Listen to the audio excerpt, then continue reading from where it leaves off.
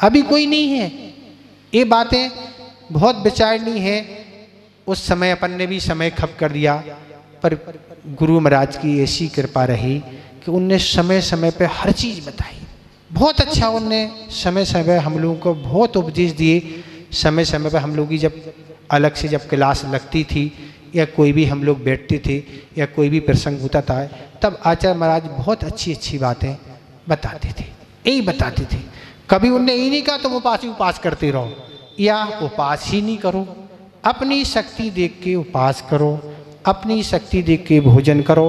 पर ये हमेशा कहा आवश्यक को अच्छी तरह पालो, उपास करके लेटे हैं ये तो अच्छा नहीं। या उपास करके भी कथाएं कर रहे हैं, वहाँ की मन नहीं लग रहा है, यहाँ के कामों में लगे हैं, ये तो बहुत गड़बड़ हो गया। उपास में क्या हो? तो इसमें आचार्य महाराज ये कह रहे हैं कि ये सब चिंतन के विषय प्रतिदिन करो कि हम कितना समय और धन इनकी सजावट और धोने में लगा रहे हैं, वस्तुओं को एकत्रित करने में कितना समय, फिर उनको तरह तरह के व्यंजन आदि दे रहे हैं। और स्वास्थ्य बीमार पड़ गए हैं तो दवाई अलग लगना है। अच्छे से खा लिया और दवाई फिर हो गई परेशानी, शरीर रोगी हो गया तो फिर धर्म ध्यान ही नहीं होगा। और क्या हो गया, बीमार पड़ गए तो दवाई अलग देना, फिर दवाई ही भोजन बन गया। क्या हो गया, प्रतिदिन दवाई चाहिए, पहले दवाई फिर भोजन। उसको दवाई नहीं कहा जो प्रतिदिन ली जाती है। दवाई तो ऐसा है जब बीमार हो तब दवाई, अब तो हमेशा ही बीमार है मतलब, तो भोजन से जरूरी दवाई हो गई। तो ऐसी दवाई अपने जीवन में कुछ नहीं। तो इसलिए आचार्य महाराज कह रहे कितने ही आप इसकी कुछ भी दे लो, कुछ भी करो, पर ये हमेशा अतृप्त बना रहेगा। ये निरंतर नास्ता की ओर है, ये कभी पवित्र नहीं होगा। कितने पवित्र आप पदार्थ लगाओगे तो उन पदार्थों को भी अपवित्र कर देगा। और इसलिए तुम उसकी चेष्टा आदि नहीं करके व्यर्थ में अपना समय मत दो। ये आचार्यों की बातें हैं। अब इसमें आपको जो कुछ पूछना सो आप पूछ लें। वैसे आप तो बहुत समझदार लोग हैं, सब समझते हैं, इन सब चीज़ों से आप व्यतीत करते हैं। अब सुधार नहीं करते वो बात अलग है। पर आचार्य महाराज ने एक बात कही थी कि कोई भी अपनी गलती है तो अपन को टीस पहुंचना चाहिए। जब तक टीस नहीं पहुंचेगी तब तक जीवन में कभी सुधार होने वाला नहीं। ये अपन को फीलिंग होनी चाहिए, नहीं हम एक गलती कर रहे हैं और ये गलती का परिणाम अच्छा नहीं निकलेगा। ये टीस पहुंचेगी तुरंत सुधार हो जाएगा, नहीं ये गलत है। और अगर टीस नहीं पहुंचे, हाँ अब देखा जाएगा, ठीक है होता रहता चलता है ना, हम में क्या सभी में दोष है, तो सबका जैसा ही बिगड़ा है वैसे आपका बिगड़ना। सब में अपनी तुलना नहीं करके अपने को हट के सोचना चाहिए। हमें तो अपना सुधार करना है, वो अपना समझें। अगर वो हमसे सलाह मांगे तो हम उनको यही सलाह दें कि भैया सही मार्ग तो यही है। तो इस तरह से अपन सोचें तो अच्छा है, ठीक हो गया। उच्चारण अर्थ व्यवस्थित समझ में आ गया। कहीं उच्चारण अर्थ में कहीं पूछना हो तो पूछ लें। भवन्तिप भवन्तिप प्राप्य प्राप्य यत संग संग भवन्तिप प्राप्य यत संगे म सुचीनी म सुचीनी शुचि न्यपि शुचि न्यपि म शुचीनी शुचि न्यपि म शुचीनी शुचि न्यपि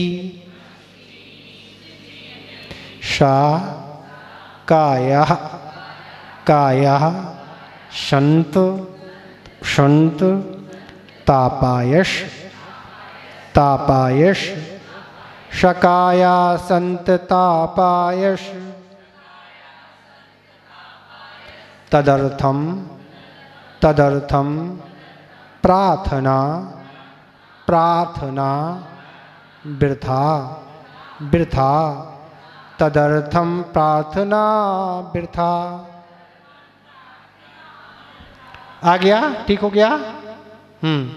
ठीक है, इस श्लोक अर्थ आदि सब कुछ समझ में अच्छी से आ गया। कोई दिक्कत तो नहीं है। कुछ लोगों की शंकाएं हैं, वह शंका और समाधान हो जाए। क्या शंका है? तो ये शंका है राघव मक्ष है तो सम्मोचन का भी कथन आता है, और अंडज नहीं, जहाँ तक हमें स्मृति में है गर्भज भी होता है।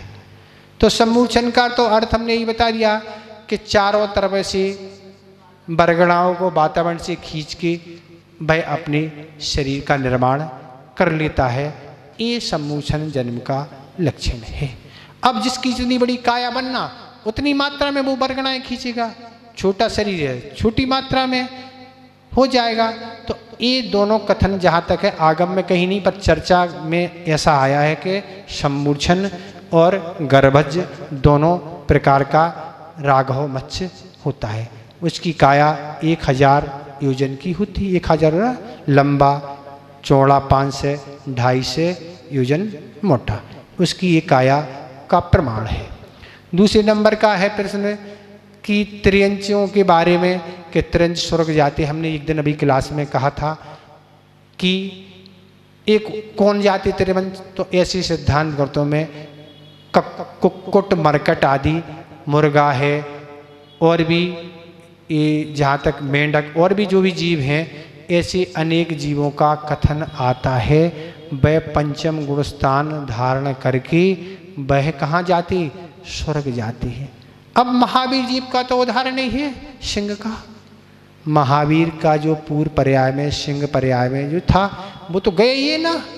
उसने तो मांस आदि का त्याग करके और सम्यक दर्शन 5 अणुवृत्ति आदि को धारण करके मैं तो स्वर्ग गए, ये संलेखना वर्ण किया उसने, उसी से तो उसका सुधार हुआ। और भी अपन देख लें, नाग नागनी का जोड़ा था जो पारस नाथ भगवान राजकुमार अवस्था में थे, उनने उनको क्या सुनाया था? लोग ये कहते नमोकार मंत्र सुनाया था। पर सुधार करें, उत्तर पुराण में आचार्य गुणध्वज महाराज ने उदाहरण किया, नमोकार मंत्र तीर्थंकर नहीं सुनाते, पढ़ती नहीं कभी। धर्म उपदेश दिया, पढ़ें आप उत्तर पुराण में देखें, धर्म उपदेश दिया जिसके प्रभाव से वह धर्मेंद्र और परमावती बने। तो ये भी हो गया उदाहरण। त्रियंच थे दोनों, देव में पहुंच गए नहीं। और जीवनधर कुमार ने उस कुत्ते को नमोकार मंत्र सुना, उसके प्रभाव से वह स्वर्ग में जाके यक्ष बन गया। ये तो उदाहरण आगम ही किए नहीं, तो त्रियंच बन गए कि नहीं देव। और भी अनेकों उदाहरण आपको मिल जाएंगे। बैल का भी उदाहरण है, अनेक प्रकार के उदाहरण हैं जो त्रियंच है। हाँ, सियार का भी है, और भी अणुवृत्तों का कथन आगम में आता है।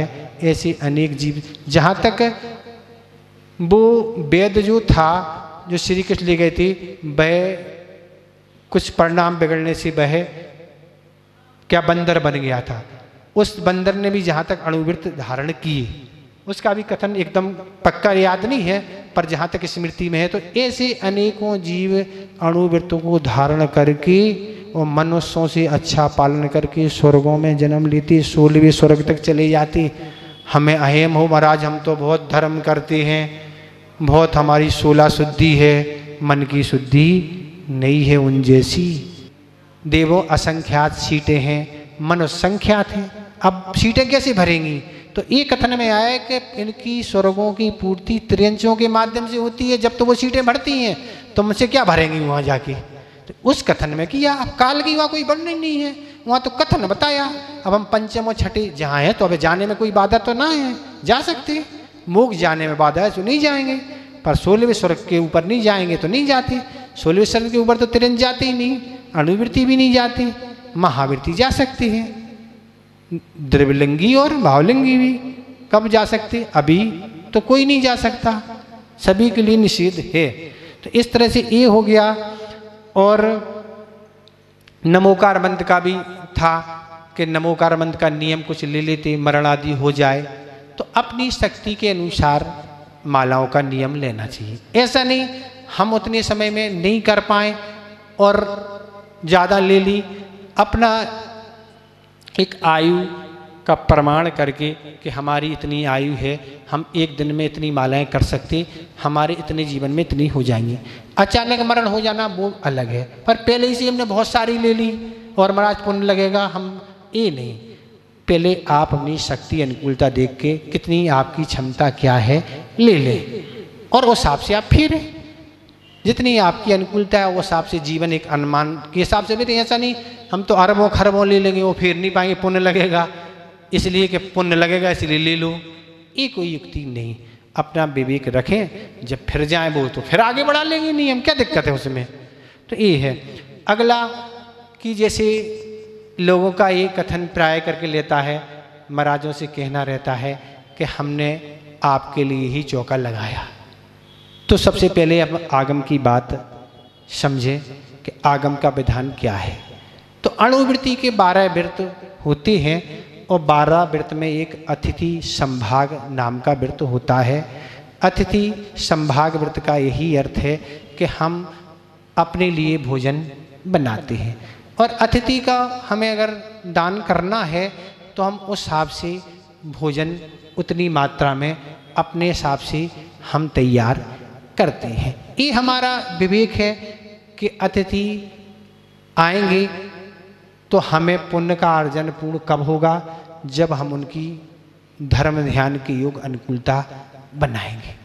मान लो हमारा बुरे का त्याग है, महाराज हम तो नहीं लेंगे तो हम उन्हें कैसे देंगे, ये कोई नीति नहीं। हमारा हरि का त्याग है, हम नहीं देंगे, ये कोई बात नहीं।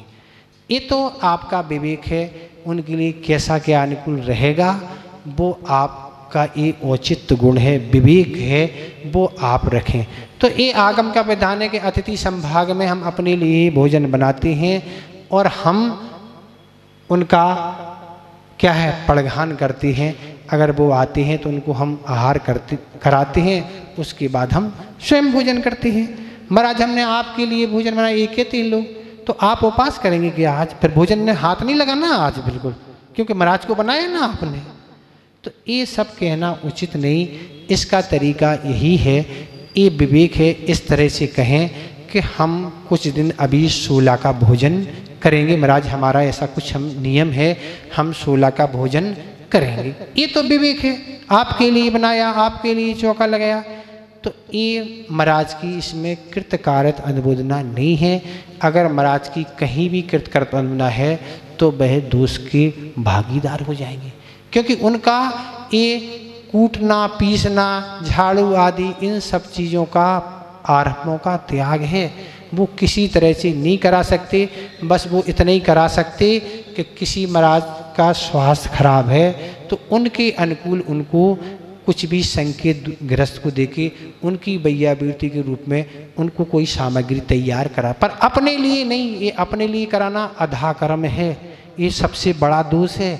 मतलब स्वयं हम अपने लिए कुछ भी संकेत तैयार करेंगे, अधा कर्म है, पाप लगेगा, इसमें दोष आएगा। तो इसलिए ये हमारे कहने का अर्थ है, इसमें अच्छी अपनी मानसिकता बनाएं, सही अच्छे आगम के स्वरूप सर्वें, ये विवेक करके हम 16 का। आज पद्धति इसलिए बदल गई है, पहले ज़माने में लोग सब 16 ही का रहता था, कुएं का, और गाय भैंस है, घी भी है, दूध भी है, दही भी है, साग सब्जी आदि सब है, और प्रतिदिन 16 का करना है, तो कोई बात नहीं।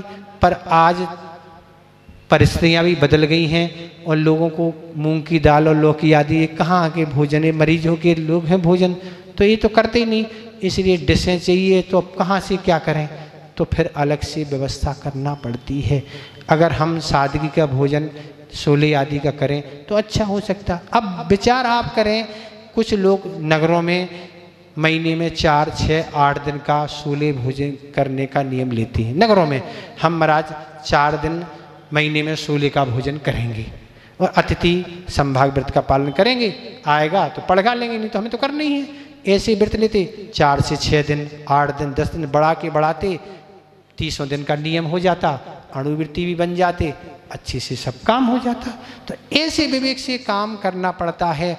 आके सब लोग बताते हैं आके महाराज हमारे यहाँ चौका लगा, ये लगा, ये सब चर्चाएं करना अच्छा नहीं माना जाता है। आप नवदा भक्ति करें, अपनी भक्ति बढ़ाएं, और अपन जल डालने आते हैं तो संकेत होते ही है। बल आज आकुलता बहुत है, जितना हमें लगता दान करने से पुण्य बंद नहीं होता, जितना संकलेश करने से पाप का बंध होता, हमें तो यही समझ में आता है, इतना संकलेश रहता है। ऐसी स्थितियाँ हो रही हैं, तो अपन विवेक से पुण्य का सही संचय करें। हम 1 वर्ष भी चौका लगाएं, 1 दिन भी हार नहीं हो, पर हमें 3 से 65 दिन का पुण्य लगेगा। हमारा पुण्य कहीं जाने वाला नहीं है। हम प्रतिदिन पड़गान करें और हम भली 1 दिन भी, हमें तो पूरा पुण्य वो ही लगेगा, उसमें कोई कटौती नहीं है। भरत चक्रवर्ती प्रत्येक दिन 84 खंड का मैल होता खड़े होते थे, अपने पड़गान करते थे, प्रतिदिन नियम था उनका। हम तो पड़गान करेंगे, आए चाहे नहीं आए, हमें तो पुण्य बंद होगा। तो ऐसे भी लोग दुनिया में पुण्य करने वाले होते हैं। ऐसी अंतर्मूर्ति में केवल ज्ञान बातों में नहीं हो गया, ऐसी विशुद्धि उनको बढ़ी कि ऐसी उन्होंने भक्ति की। तो अपने सही स्वरूप को समझना होगा। अब संस्मरण आदमी सुन लें, समय तो हो ही गया। संस्मरण, एक व्यक्ति थे, आचार्य महाराज पर, उन पर उनकी अटूट श्रद्धा थी, भक्ति थी, बहुत आचार्य महाराज को मानते थे। पर उनके पास अपार धन संपदा थी, बहुत पैसा था और सब कागजों में ही सब कुछ लेखा जोखा रहता था। और ऐसे असाता कर्म का युग बना, किसी ने उनकी शिकायत कर दी। एक दिन भर वे घर पर उपस्थित थे और उपस्थित थे छापा लगाने वाले। उनके घर में सारे की सारा पूरा समूह के रूप में आ गया। उनसे बोले, आप जहाँ बैठे हैं वहीं बैठे रहें, यहाँ से आप उठ नहीं सकते, बाकी काम हमें करना है। हम आपके पूरे घर की खाना तलाशी लेना चाहते, कहाँ क्या रखा, क्या कर सकते हम भैया। बैठे बैठे रहे, एक स्थान पर बैठे रहे। सारे कमरों में जाके जो समूह रूप से आए थे उन्होंने सारी खोजबीन की। और खोजबीन सब कुछ करने के बाद कुछ समय बाद वापस आए, भैया कुछ मिले ही नहीं आपके यहाँ, अब जा रहे हैं क्या करें। और वह वहाँ खोजबीन कर रहे थे। जे आचार्य महाराज के सामने बैठे बैठे विनती कर रहे थे, आज तो आचार्य महाराज बहुत बुरा हाल होने वाला है, इतना रखा है कि यहीं से हथकड़ी बन के जाएंगे, इतना सब कुछ रखा है, आज तो आप ही की कृपा है गुरुदेव, बचा लो, नातर तो बिल्कुल मिटने के लिए बिल्कुल कोई गुंजाइश नहीं। वो विनती और चल रही थी, विशुद्धि बढ़ा रहे थे। सारे खोजबीन के बाद सारे वह वापस चले गए। इनने सोचा आखिर हुआ क्या, पता ही नहीं क्या हो गया। पर वह अपने घर में एक आचार्य महाराज का बहुत बड़ा चित्र लगा था, और चित्र लगा के उन्होंने स्मृति उन्हें आई। उनके जाने के बाद उन्होंने चित्र के पीछे हाथ डाला तो सारे कागज जो नंबर 2 के थे वो आचार्य महाराज के चित्र के पीछे रखे हुए थे। तो कुछ भी बिगड़ा नहीं, ये गुरुदेव का प्रत्यक्ष नहीं, परोक्ष में चित्र की इतनी उनकी पावर है कि उन सब व्यक्तियों का दिमाग ये नहीं चला कि सब तो देख लिया और देख लो ना, कहाँ देख लो, सारे के सारे वापस चले गए। ये गुरुदेव की कृपा, उनका चमत्कार है। बोधि समाधि परिणाम शुद्धि स्वात्मोत लब्धि शिव शोक सिद्धि चिंतामणिम चिंतित वस्तु दाने तुम बंध मानस नमस्ते।